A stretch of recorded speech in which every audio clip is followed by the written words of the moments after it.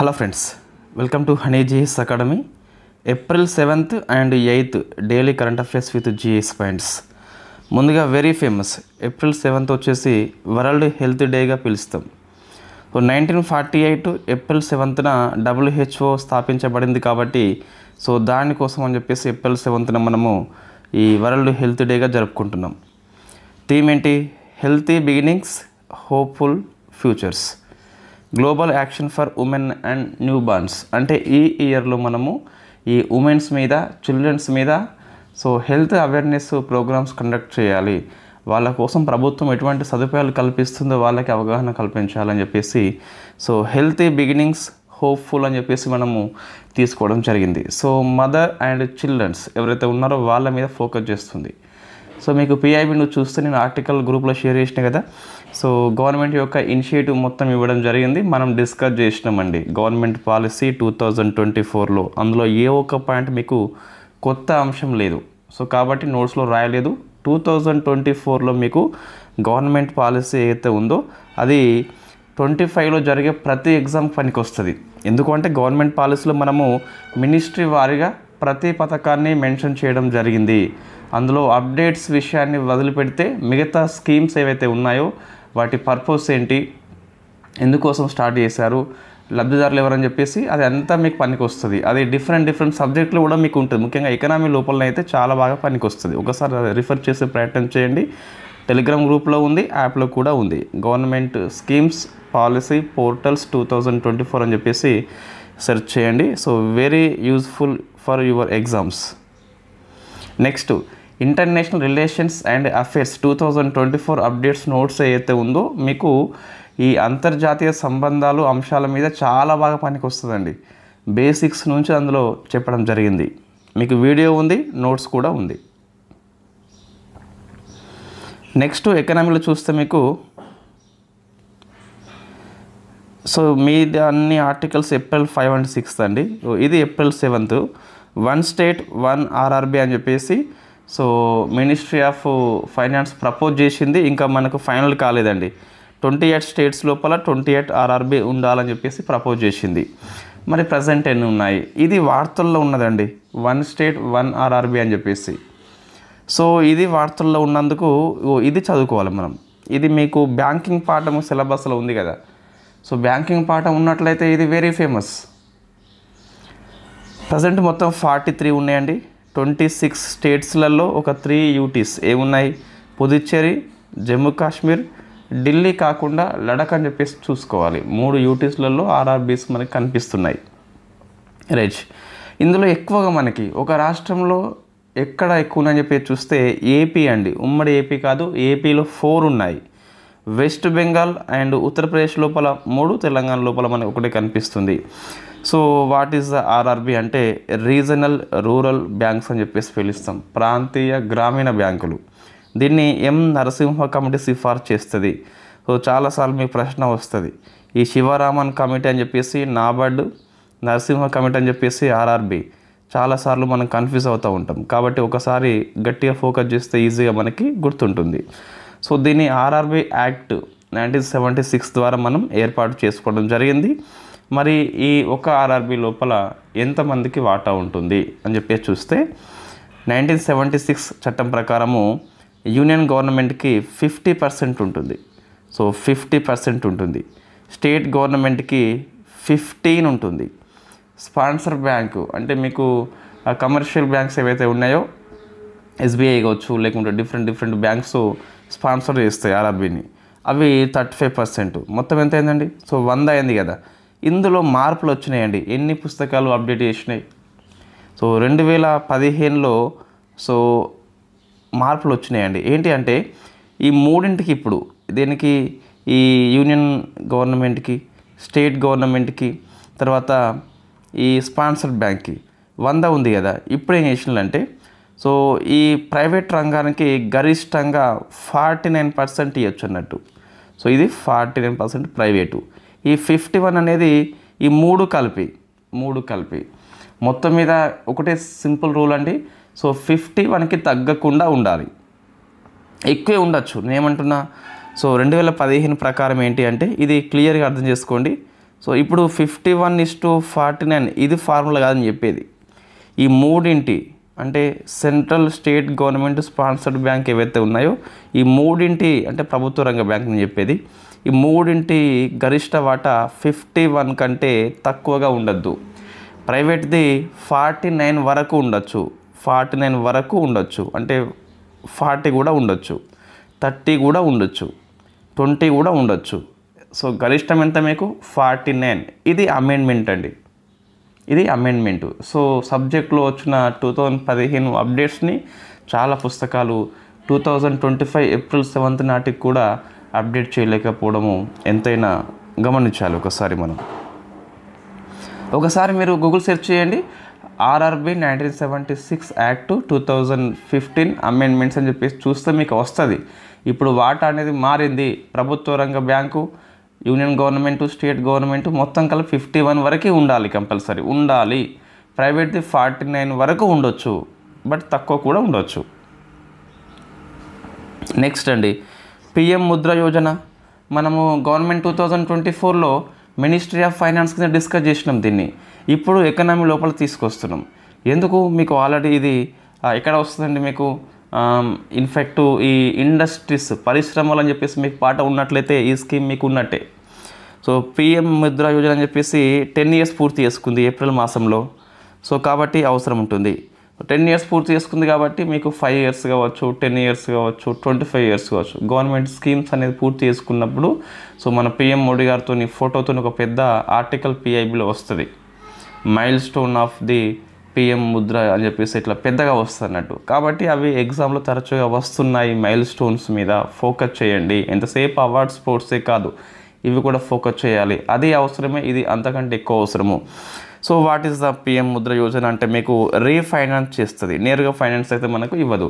నేను ఒకసారి మీకు ఎకనామీలో యూట్యూబ్ లోపలనే ఇన్ఫ్యాక్ట్ ఎక్స్ప్లెయిన్ చేసిన వాట్ ఈస్ ద రీఫైనాన్స్ అని చెప్పేసి, మళ్ళీ ఇక్కడ అడగొద్దు. ఒకసారి మీరు ఎకనామీ థీమ్స్ అని చెప్పేసి ప్లేలిస్ట్ ఉంటుంది, ఇదే ఛానల్లో మీరు చెక్ చేస్తే కనిపిస్తుంది what is the refinance.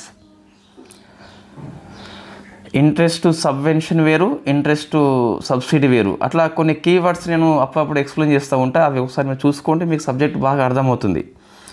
So మీకు ఇది మైక్రో యూనిట్స్, సూక్ష్మ రుణాలు మాత్రమే మనకి ఇస్తుంది. సో మినిస్ట్రీ ఆఫ్ ఫైనాన్స్ అండి, మినిస్ట్రీ ఆఫ్ ఫైనాన్స్, ఇది గుర్తుపెట్టుకోవాలి. సో మరి రుణాలు మొత్తం 4 కేటగిరీ ఉన్నాయి. ఇంతకుముందు 3 ఉండే, కొత్తగా ఇంకోటి మనకి మొన్ననే యాడ్ అయింది. సో శిశు అని చెప్పేసి పిలుస్తాం, 50,000 వరకు రుణాలు ఇస్తుంది, 50,000 వరకు ఇస్తుంది. కిషోర్ అని చెప్పేసి పిలుస్తాం, 50,000 నుంచి 5 lakhs వరకు ఇస్తుంది. ఈ మొత్తం 4 రకాల్లో ఇదే ఎక్కువ ఇవ్వడం జరుగుతుంది. So Tarun 5 lakhs to 10 lakhs వరకు ఇది తక్కువ ఇస్తుందంటే ఇది ఎక్కువ పెంచేలా ప్రభుత్వం ప్రయత్నాలు చేస్తుంది. తరుణ్ ప్లస్ అండి, ఇది ఎవరైతే ఈ 10 lakhs వరకు రుణం తీసుకొని సరైన సమయంలో రీపే చేస్తారో వాళ్ళకి ప్రోత్సాహం కోసం అని చెప్పేసి తరుణ్ ప్లస్ కేటగిరీ తీసుకొచ్చింది. 20 lakhs వరకు ఇస్తారు, 20 lakhs వరకు ఇస్తారు. ఎప్పుడు నువ్వు శిశు కావచ్చు, కిషోర్, తరుణ్ ఈ మూడింటిని తీసుకొని నువ్వు సక్రమంగా చెల్లిస్తే గిట్ట సో ఇన్ఫ్యాక్ట్ వాళ్ళు 20 lakhs వరకు ఇవ్వడం జరుగుతుంది. దాన్ని తరుణ్ ప్లస్గా పిలుస్తాం. ఇవన్నీ ఏ లోన్స్ మనకి నాన్ కార్పొరేట్ అంటే కార్పొరేట్ కంపెనీలకు ఇవ్వదు, నాన్ అగ్రికల్చర్ వ్యవసాయ పర్పస్ కాదు ఇది. So micro small medium enterprises ఉపయోగ పర్పస్ కోసం అని చెప్పేసి పిలుస్తాం. ఎంఎస్ఎంఈ సిలబస్లో ఉంటే ఇది సిలబస్లో ఉన్నట్టే, ఇండస్ట్రీ సిలబస్లో ఉంటే ఇది సిలబస్లో ఉన్నట్టే. కాబట్టి ఫోకస్ చేయండి. ఎగ్జామ్ ట్రెండ్ మారిందండి. సో మూసధోరణి పనికిరాదు. ఇంకా మనం గ్రూప్ 2 ఎగ్జామ్ రాసే నాటికి ఇంకొంచెం ట్రెండ్ అయితే వస్తుంది. మరొక యూపీఎస్ ప్రిలిమ్స్ అయిపోతుంది.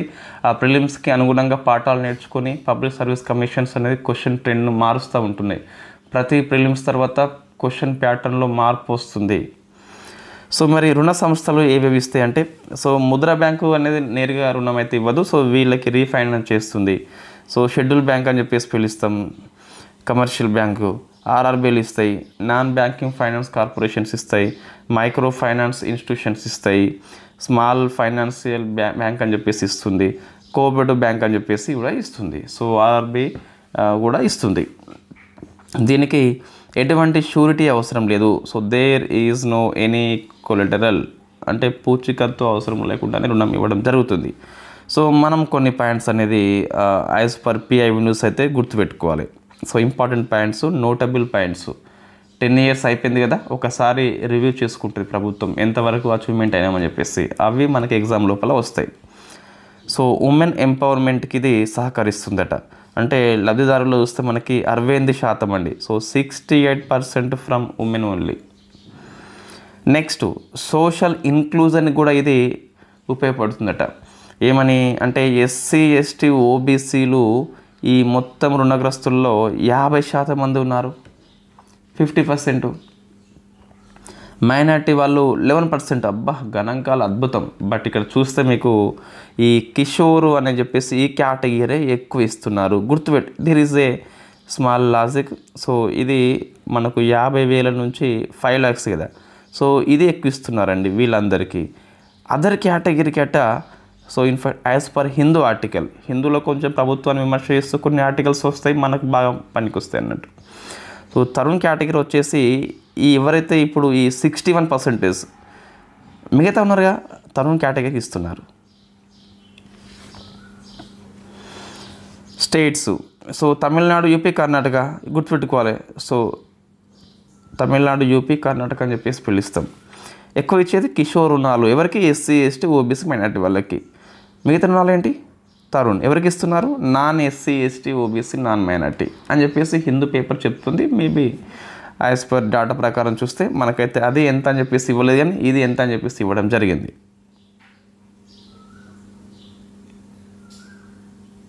నెక్స్ట్ అండి,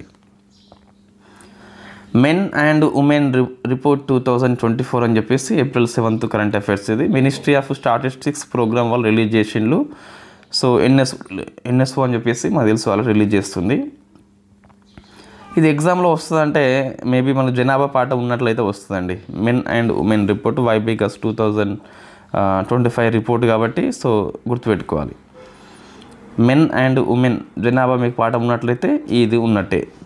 ఏంటి first labour force participation rate, ఎంతమంది శ్రామిక జనాభా ఉన్నారు, పని చేస్తున్నవారు, పనికి అందుబాటులో ఉన్నవారు, 15 years కంటే ఎక్కువ ఉన్నవాళ్ళు. సో 60.1 అండి, 60.1. ఇది మెన్ ఉమెన్ కలిపి. సో మేల్ 78.8 ఉంటే ఫీమేల్ వచ్చేసి 41.7. ఇది చాలాసార్లు ప్రశ్న వచ్చిందండి. జనాభా మీకు పాట ఉన్నట్లయితే ఇది వస్తుంది కంపల్సరీ. సో 41.7 అని చెప్పేసి పిలుస్తాం. ఇది గుర్తుపెట్టుకో, ప్రశ్న ఇంతకుముందు వచ్చేది మళ్ళీ ఒకసారి వస్తుంది. ఉమెన్ ఫోర్స్ పార్టిసిపేషన్ రేట్ అని చెప్పేసి పిలుస్తాం. నెక్స్ట్ ఇది బాగా బైహర్ట్ చేయండి, 41.7 అని చెప్పేసి. టోటల్గా చూస్తే 60.1 అని చెప్పేసి. మేల్ది అవసరం లేదు, మేల్ది ఎవరు అడగరు. సో జెండర్ పారిటీ ఇండెక్స్ అని చెప్పేసి అబవ్ 1 కంటే ఎక్కువ ఉన్నది. సో 1 కంటే ఎక్కువ ఉందంటే మీకు మంచి శాతం అని చెప్పి చెప్పొచ్చు. వై? బికాస్ ఇన్ఫ్యాక్ట్ ఉమెన్స్ కూడా ఎక్కువ స్కూల్కి పోవడం జరుగుతుంది. సో హయ్యర్ ఫీమేల్ ఎన్రోల్మెంట్ జరిగింది స్కూల్ విషయంలో. ఇది 1 కంటే ఎక్కువ ఉంటే అది అర్థం వస్తుంది. అంటే హయ్యర్ ఫీమేల్ ఎన్రోల్మెంట్ జరిగింది పాఠశాల స్థాయిలో, ఉన్నత విద్యా స్థాయి లోపల. సో ఇది 1 అని చెప్పేసి మంచి సూచిక అది. నెక్స్ట్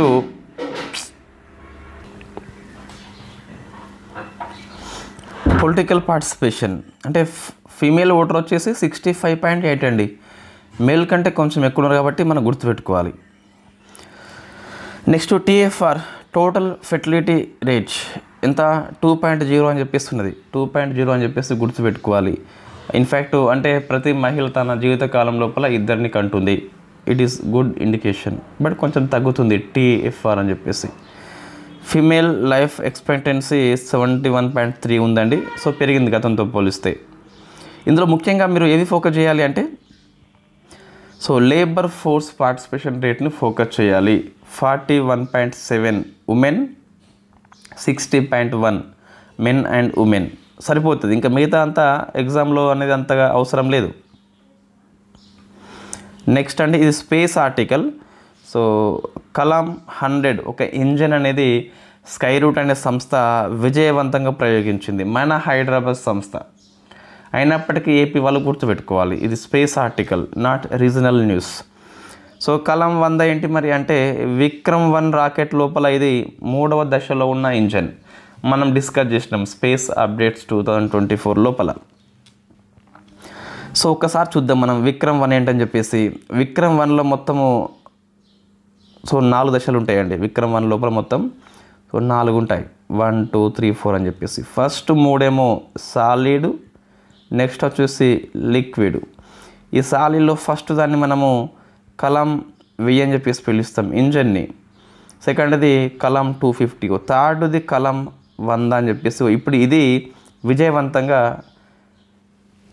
పరీక్షించింది ఎవరు? స్కై రూట్ సంస్థ. ఫోర్త్ది మీకు రామన్ అని చెప్పేసి ఉంటుంది. సో ఇది లిక్విడ్ ఇంజన్ అండి. భారతదేశం లోపల ప్రైవేట్ రంగం లోపల లిక్విడ్ ఫ్యూయల్ను ఉపయోగించబోతున్న first rocket Vikram 1 rocket. So first engine Raman engine పేరు రామన్ ఇంజన్. ఇందులో లిక్విడ్ ఫ్యూయల్ ఉంటుంది.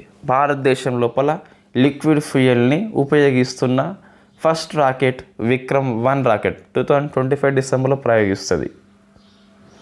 భారతదేశంలో అంతరిక్ష రంగంలో first liquid fuel rocket PSLV. So PSLV first liquid fuel. But నేను చెప్పేది ప్రైవేట్ రంగంలో అంటే విక్రమ్ 1 అని చెప్పేసి వస్తుంది. నెక్స్ట్ డిసెంబర్ లోపల మనకి ప్రయోగిస్తుంది. సో 3 స్టేజ్ల్లో గణేంద్రము, ఒక స్టేజ్లో లిక్విడ్ ఫ్యూయల్ ఉంటుంది. అయితే ఈ స్కై రూట్ సంస్థ మనకి కొన్ని రికార్డ్స్ క్రియేట్ చేసిందండి. చాలాసార్లు మనం డిస్కస్ చేసినాం ఆల్రెడీ. మరొకసారి వీటిని రివిజన్ చేద్దాం. ఏంటి రికార్డ్స్ అని చెప్పేసి చూస్తే అన్నీ రాసినాయి ఇక్కడ. సో ఇన్ఫ్యాక్ట్ ఎందుకంటే ఇది ఎగ్జామ్ దృష్టిలో ఫేమస్ మనకి. విక్రమ్ ఎస్ అండి. ఎన్నిసార్లు ప్రశ్న వచ్చింది టీజీపీఎస్లో? ఒక 10 టైమ్స్ ప్రశ్న వచ్చింది కనీసం. First private sub orbital rocket. It is not orbital అంటే కక్షలోకి వెళ్ళేంత ఇది వేగాన్ని కలిగలేదు. సో ఉపకక్షలోకి మాత్రం పోవడం జరిగింది. సో సబ్ ఆర్బిటల్ అంటే ఇట్లా పోయి ఇట్లా వచ్చింది. ఆర్బిటల్ మీన్స్ ఇట్లా పోయి ఇట్లా భూమి చుట్టూ తిరుగుతుంది. సో అటువంటి వేగం దీనికి లేదు కాబట్టి దీన్ని సబ్ ఆర్బిటల్గా పిలుస్తాం. దీన్ని ప్రారంభ మిషన్ అనే మిషన్తోని అంటే మనకి ఆ కార్యక్రమం పేరు మనకి ప్రారంభ మిషన్ అని చెప్పేసి ఆ పేరు పెట్టుకొని ప్రయోగించారు. సింగిల్ స్టేజ్ కలిగి ఉంటుంది. విక్రమ్ 1 2025 డిసెంబర్లో ప్రయోగించబోతున్నారు. First private orbital rocket. It is orbital rocket. కక్షలోకి వెళ్తుంది. లో ఎర్త్ ఆర్బిట్లోకి వెళ్తుంది. సో 100 కిలోమీటర్స్ దాటుకొని పోతుంది. జనరల్గా ఈ సబ్ అంటే మనకు ఇంతవరకు వెళ్ళి మళ్ళీ కిందికే వస్తుంది. కక్షలో ఉండేంత దానికి వేగం కలిగి ఉండదు. It is first private liquid fuel rocket. It is first private liquid fuel rocket. Vikram 2 కూడా మేము నెక్స్ట్ ఇయర్ ప్రయోగిస్తామట. So first private cryogenic engine. దీని పేరు ధావన్ 1. రాకెట్ పేరు విక్రమ్ 2 అండి. ఇంజన్ పేరు Dhawan 1. It is first cryogenic in private sector. భారతదేశంలో ఫస్ట్ క్రయోజెనిక్ అంటే మనకు జిఎస్ఎల్వి వస్తుంది. GSLV. What is the meaning of cryogenic అంటే అతి శీతల ఉష్ణోగ్రత వద్ద ఇంధనాన్ని మండిస్తాం. సో జనరల్లీ మనము లిక్విడ్ హైడ్రోజన్ ఉపయోగిస్తున్నాం ఇంధనంగా. ఫ్యూయల్గా లిక్విడ్ ఆక్సిజన్ ఉపయోగిస్తాం. అయితే లిక్విడ్ హైడ్రోజన్ బదులుగా ఇక్కడ లిక్విడ్ న్యాచురల్ గ్యాస్ ఉపయోగిస్తాం మనం. అది గుర్తుపెట్టుకోవాలి. Cryogenic means liquid natural gas, liquid oxygen ఉంటుంది. ఇక్కడ జనరల్లీ ఏముంటుంది? ఎక్కువసార్లు లిక్విడ్ హైడ్రోజన్ ఉంటుంది ఫ్యూయల్గా. ఇదేమో ఇంధనాన్ని మండిస్తుంది, ఇదేమో ఫ్యూయల్ అని చెప్పేసి పిలుస్తాం. ఇక్కడ హైడ్రోజన్కి బదులుగా లిక్విడ్ న్యాచురల్ గ్యాస్ ఉపయోగిస్తున్నాం. It is first cryogenic, it is first orbital, it is first suborbital rocket, it is first liquid fuel also. So ఇంకా డూ యూ నో ఇవి నీకు తెలుసా ఏంటి? First semi cryogenic engine. Semi అంటే మీకు liquid హైడ్రోజన్కి బదులుగా kerosene ఉపయోగిస్తున్నావు. శుద్ధి చేయబడ్డ కిరోసిన్ ఉపయోగిస్తావు. ఈ కిరోసిన్ ఇస్రో ఉపయోగిస్తే దాన్ని ఇస్రోసీన్గా పిలుస్తాం. సెమీ క్రయోజెనిక్ అంటే లిక్విడ్ హైడ్రోజన్కి బదులుగా కిరోసిన్ ఉపయోగిస్తావు. సో కిరోసిన్ ఉంటుంది, దాంతోపాటు లిక్విడ్ ఆక్సిజన్ ఉంటుంది, మండిస్తుంది కాబట్టి. రైట్. రాకెట్ పేరు అగ్నిబాన్. ఏ సంస్థ? అగ్నికూల్. సో అగ్నికూల్ సంస్థ భారతదేశం లోపల ఫస్ట్ సెమీ క్రయోజెనిక్ రాకెట్ని రూపొందిస్తుంది, అగ్నిబాన్గా పిలుస్తాం. ఆ రాకెట్లో ఉన్న ఇంజన్ పేరు Agnilet engine. It is first semi cryogenic in private sector. Next, ఇదే అగ్నికూల్ సంస్థ భారతదేశం లోపల ధనుష్ అనే పేరుతోని సతీష్ ధావన్ స్పేస్ సెంటర్లో ఫస్ట్ ప్రైవేట్ లాంచ్ ప్యాడ్ని కూడా రూపొందిస్తుంది.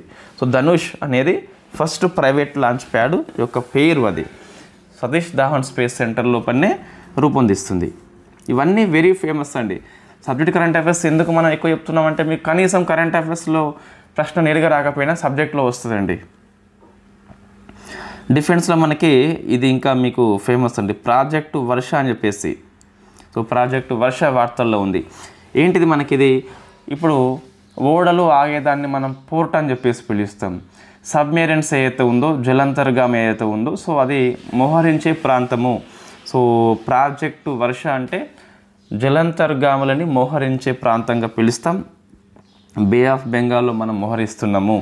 సో ఒక బేస్ని మనం నిర్మిస్తున్నాం దీనికోసం అని చెప్పేసి. స్ట్రాటజిక్ సబ్మెరైన్ బేస్ పేరే ప్రాజెక్టు వర్ష.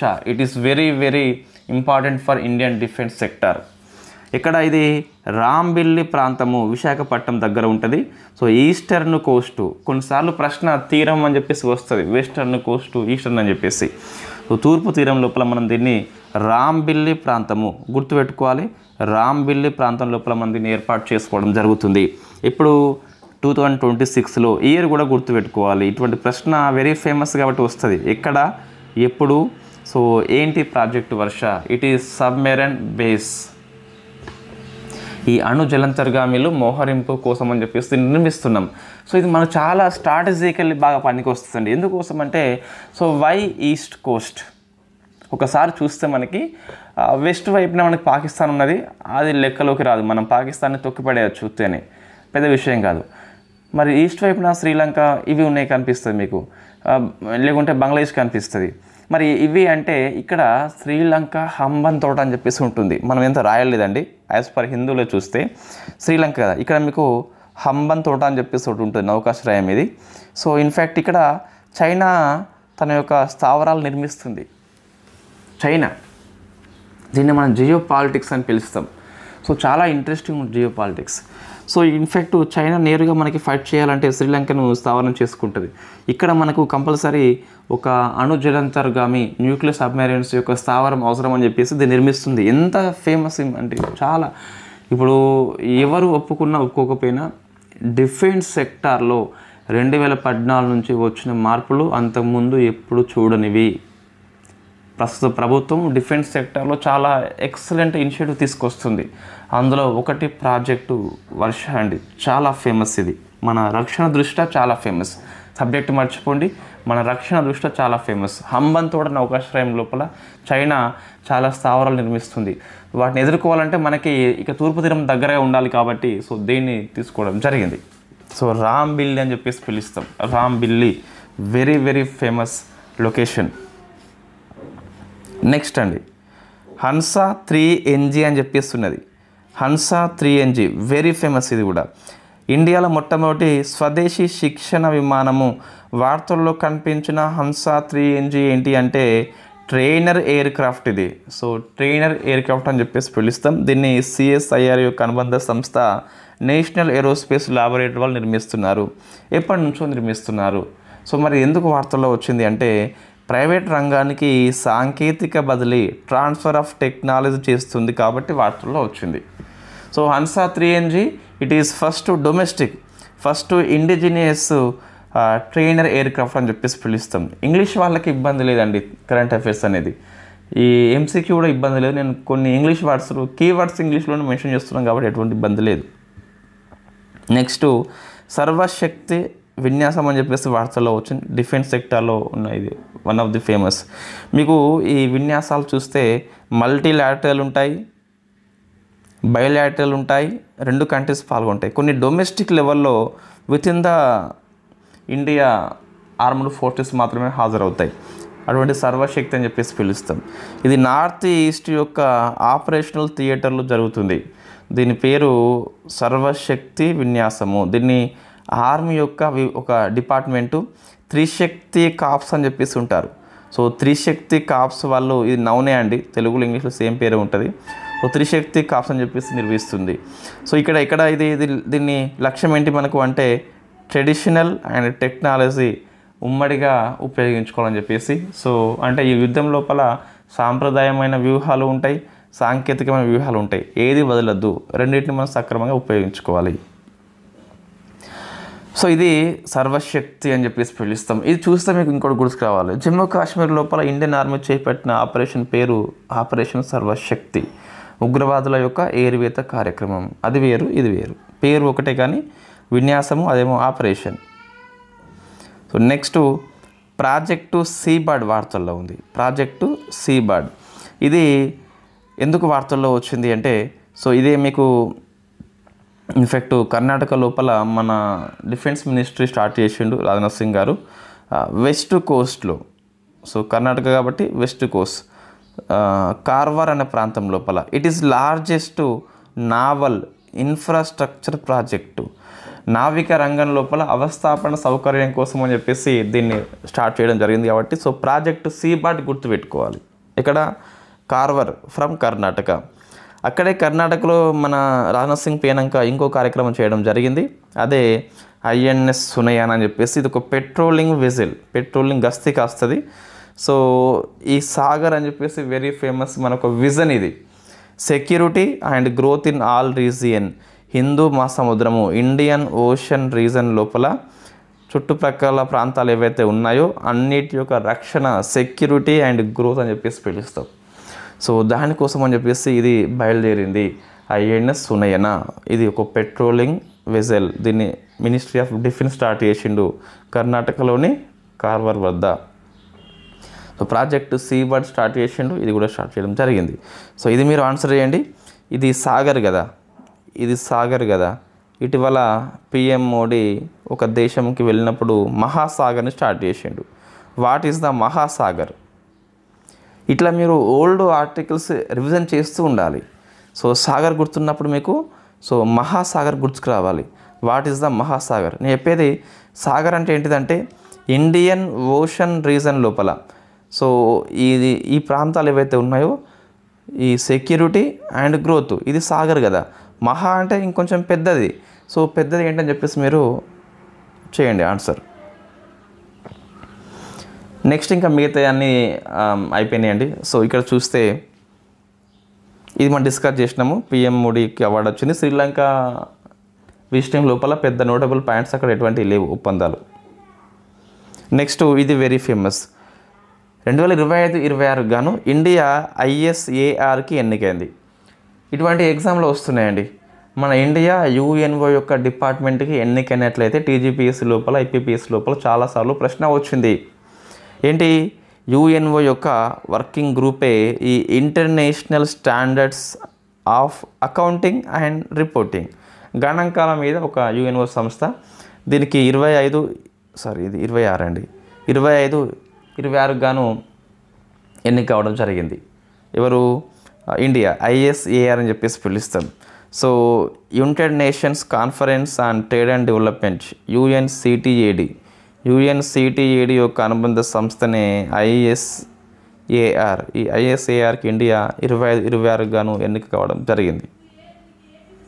ఇది 26 ఇది. నెక్స్ట్ రాష్ట్రపతి పోర్చుగల్ వెళ్ళింది. సో 50 years అయిపోతుంది మనకు సంబంధాలు ఏర్పడి.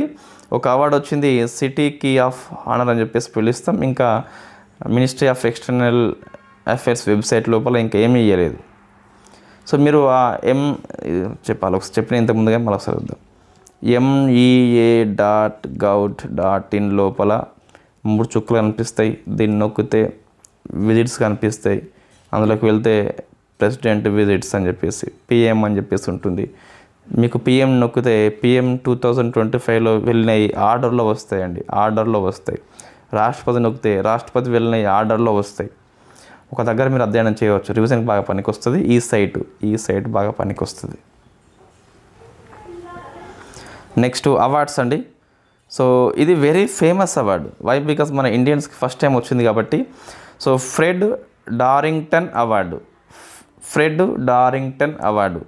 ఇసుక శిల్పం సైకత్ అని చెప్పేసి పిలుస్తాం కదా, సో వాళ్ళకి ది బెస్ట్ అవార్డు నోబెల్ ప్రైజ్గా కీర్తిస్తాం. సో మనకు 25 ఇయర్లో ఫేమస్ సైకత శిల్పి సుదర్శన్ పట్నాయక్ వచ్చింది. సో ఇది అవార్డ్స్ మనం డెప్త్గా చెప్తలేమని చెప్పేసి కొంతమంది కామెంట్స్. సో ఎందుకు ఇక్కడ లార్డ్ గణేష్ శిల్పానికి వచ్చింది, సరిపోతుంది. ఈ సందేశం ఏంటి మనకి? వరల్డ్ పీస్, గుర్తుపెట్టుకోవాలి, ప్రపంచ శాంతి అని చెప్పేసి లార్డ్ గణేష్ యొక్క శిల్పానికి ఈ అవార్డు వచ్చింది. సో అవార్డు ఇచ్చింది ఇన్ఫ్యాక్ట్ ఫ్రెడ్ డార్టింగ్టన్ అని చెప్పేసి వెరీ ఫేమస్ సైకత శిల్పి, వాళ్ళ సంస్థ ఇచ్చింది. సో ఎవరికి వచ్చింది, ఎందుకోసం వచ్చింది, సరిపోతుంది. స్పోర్ట్స్లో వరల్డ్ బాక్సింగ్ కప్ అని చెప్పేసి బ్రెజిల్ హోస్ట్ చేసిందండి. సో హితేష్ గులియా గోల్డ్ వచ్చింది. ఇతను ఫస్ట్ ఇండియన్, సో ఫస్ట్ కాబట్టి గుర్తుపెట్టుకోవాలి, ఫస్ట్ ఇండియన్ కాబట్టి గుర్తుపెట్టుకోవాలి. సో గోల్డ్ వచ్చింది Hitesh Gulia. So Hitesh Gulia very famous. ఇటువంటివి మనం ఫోకస్ చేస్తున్నాం స్పోర్ట్స్లో. ఇక స్పోర్ట్స్లో ప్రతిదీ చిన్నది, కోహ్లీ ఐపీఎల్లో లేదా T20లో 13th రౌండ్ పూర్తి చేసిండు, ఇది ఒక రికార్డ్ అని చెప్పేసి అవి మనకైతే అవసరము లేదు. నెక్స్ట్ తెలంగాణ ఆర్టికల్స్ లేవండి. సో ఏపీ చూస్తే జలహారతి అయిపోయింది కదా. Okay, narcotic police station Amaravati కేంద్రంగా ఏర్పాటు చేస్తున్నారు, రాష్ట్రం అంతా. సో దీని యొక్క పరిధి ఉంటుంది. సో గంజాయి మాదక ద్రవ్యాల యొక్క కట్టడి కోసం అని చెప్పేసి దీన్ని ఏర్పాటు చేయడం జరిగింది. సో నార్కోటిక్ పోలీస్ స్టేషన్ గుర్తుపెట్టుకోవాలి, అమరావతి కేంద్రంగా పనిచేస్తుంది. శక్తి ఫోర్సెస్ మనం డిస్కస్ చేసినామండి. 164 టీమ్స్ అంటే మొత్తం చిల్డ్రన్స్ ఉమెన్ యొక్క రక్షణ కోసం అని చెప్పేసి విజయవాడ విశాఖపట్నం పరిధిలో 4 ఉన్నాయి, ఈచ్గా మొత్తం 4 ఉన్నాయి. Vijayawada 4, Visakha 4, every district head quarter లోపల 2 ఉన్నాయట. అడవి తల్లి బాట, సో మన డిప్యూటీ సీఎం పవన్ అన్న గారు అడవి తల్లి బాట అని చెప్పేసి స్కీమ్ స్టార్ట్ చేసిండు. ఇన్ఫ్యాక్ట్ గిరిజన గ్రామం లోపల రోడ్ల సౌకర్యం కల్పిస్తామట. సో అడవి తల్లి బాట అని చెప్పేసి మనకు తెలుసా, సినిమా లోపల ఇది కొంచెం ఇటువంటి ట్రెండ్ కనిపిస్తుంది మనకు. రైట్, అడవి తల్లి బాట అని చెప్పేసి పిలుస్తాం. మంచి ఇనిషియేటివ్. ఇన్ఫ్యాక్ట్ ఎవరైతే కనెక్షన్ లేని ప్రాంతాలకి మనము కనెక్షన్ ఇవ్వడము, దీన్ని సో అల్లూరు డిస్ట్రిక్ట్ లోపల స్టార్ట్ చేయడం జరిగింది. అంతే అండి. సో ఇవి April 7th and 8th current affairs. మళ్ళీ next current affairs class so April 10th రేపు సాయంత్రం ఉంటుంది. Thank you very much. But ఈరోజు ఎక్కువ ఇంపార్టెంట్ ఆర్టికల్స్, డిఫెన్స్ ఆర్టికల్స్ ఎక్కువ ఉన్నాయండి. సో ప్రాజెక్టు వర్ష అని చెప్పేసి, సీబాడ్ అని చెప్పేసి, సో అవి ఫోకస్ చేయండి.